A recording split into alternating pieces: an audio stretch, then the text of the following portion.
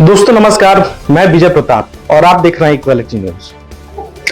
आज हम बात करेंगे बिहार की, उस बिहार की जो एक बार फिर देश की राजनीति का इतिहास बदलने निकला है। कहते हैं जब बिहार उठता है तो दिल्ली की सत्ता भी हिल जाती है, और इस बार जो कुछ भी बिहार में हो रहा है वो आने वाले वक्त में पूरे देश का रास्ता तय करेगा। बिहार की राजनीति हमेशा देश के लिए संकेत देती आई है। जेपी आंदोलन से लेकर मंडल कमंडल तक हर बड़े बदलाव की शुरुआत यहीं से हुई थी, और अब फिर एक बार बिहार खड़ा है अपना इतिहास खुद लिखने के लिए। पहले चरण की वोटिंग में ही जनता ने बता दिया था वे सिर्फ वोट नहीं दे रहे, ये परिवर्तन कर रहे हैं। पहले चरण में मतदान करीब 65% तक पहुंचा, वहीं दूसरे चरण में 70 से भी ऊपर चला गया। इतनी बड़ी भागीदारी बिहार के इतिहास में काफी कम देखने को मिली है, और इतिहास गवाह है जब जनता इतनी बड़ी संख्या में निकलती है तो सत्ता बदल ही जाती है। इस बार का वोट गुस्सा भी है और उम्मीद भी है। कहते हुए बूथों पर जो चेहरे दिखे वे गुस्से में भी भरे थे और उम्मीद से भी। कहीं महिलाएं लंबी कतारें में खड़ी रहीं, कहीं नौजवान का जोश साफ नजर आया। लोग चुप थे मगर तय कर चुके थे इस बार जाति नहीं मुद्दे बोलेंगे। महिलाओं ने खुलकर हिस्सा लिया है और यह तय कर दिया है बिहार का नया चेहरा अब शांत बदलाव से उभरेगा। जातीय समीकरण की नहीं जनभावना की जीत हो। तस्वीर समीकरणों की नहीं रह गई। लोग पूछ रहे हैं हमारे बच्चे की नौकरी कब मिलेगी, हमारे गांव में स्कूल अस्पताल कब बनेगा। मतलब साफ है, जनता अब सिर्फ नेता नहीं नतीजा चाहती है। पहले चरण का माहौल बीजेपी और जेडीयू दोनों के लिए मुश्किलें बढ़ाने वाला रहा।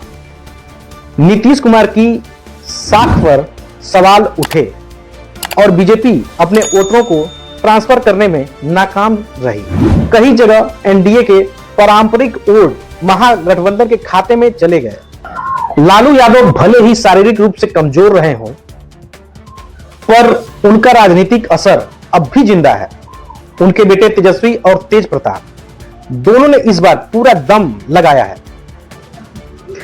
तेजस्वी की रैली में भारी भीड़ दिखी और तेज प्रताप महुआ में भावनात्मक अपील से लोगों के दिल जीत रहे हैं। दोनों भाइयों के जीतने की संभावना मजबूत नजर आती है। इस चुनाव में एक नया खिलाड़ी सामने आया, जन स्वराज पार्टी। कई सीटों पर इस पार्टी ने बीजेपी का समीकरण बिगाड़ा। जहां बीजेपी मजबूत थी वहां वोट बटे और फायदा सीधे आरजेडी को मिला। सीमांचल और चंपारण इनके असर साफ दिख रहे हैं।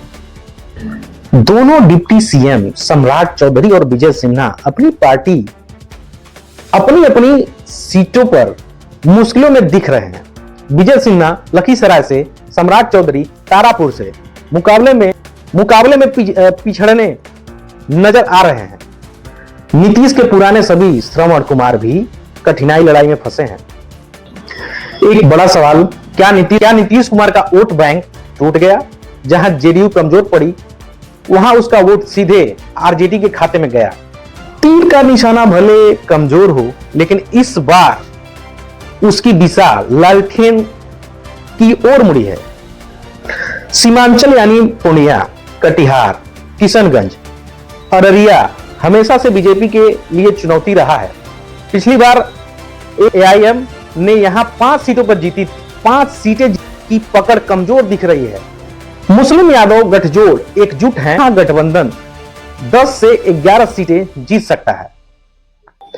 चंपारण और वैशाली, पूर्वी और पश्चिमी चंपारण जहां पहले एनडीए का दबदबा था वहां महागठबंधन ने सेंध लगा दी है।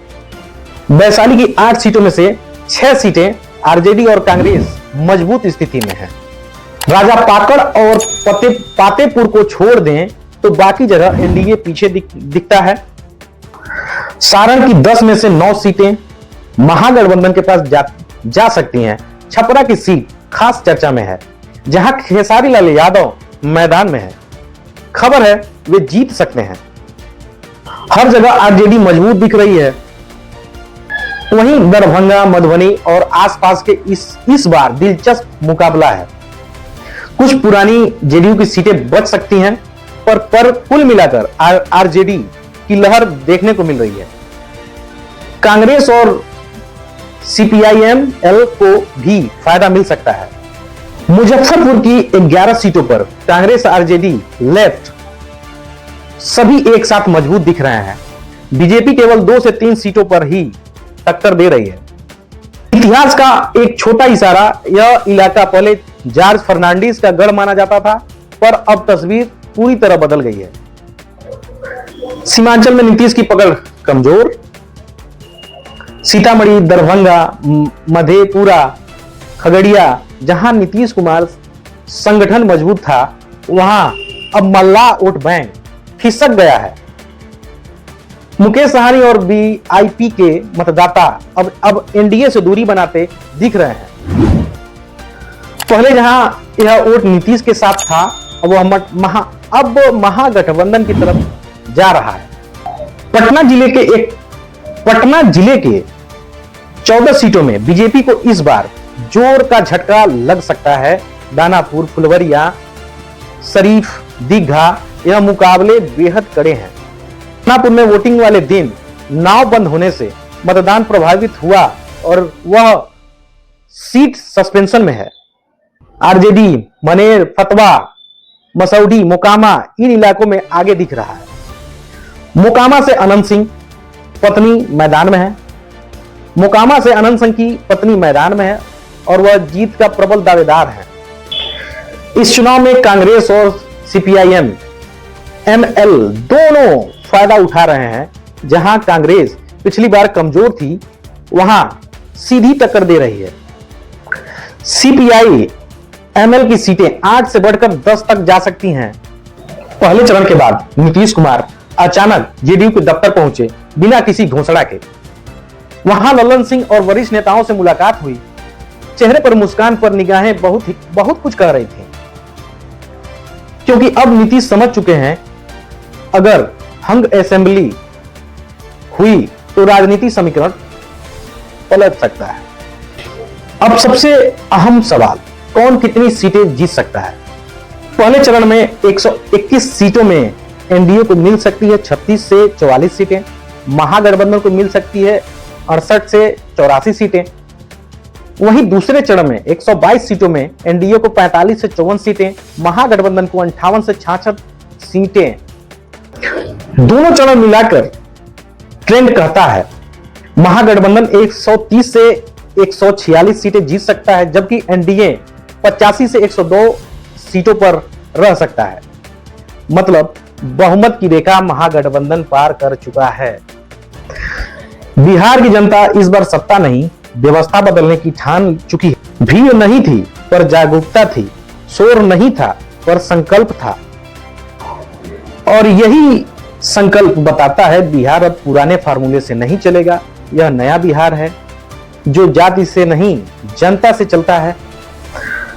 तो दोस्तों, ये थी हमारी ग्राउंड रिपोर्ट इक्वालिटी न्यूज की तरफ से। मैं विजय प्रताप आपको यह कहता हूं, इस बार बिहार ने इतिहास नहीं, नई राजनीति का अध्याय लिखा है। धन्यवाद दोस्तों, आप देखते रहिए इक्वालिटी न्यूज। जय भीम, जय भारत, जय संविधान।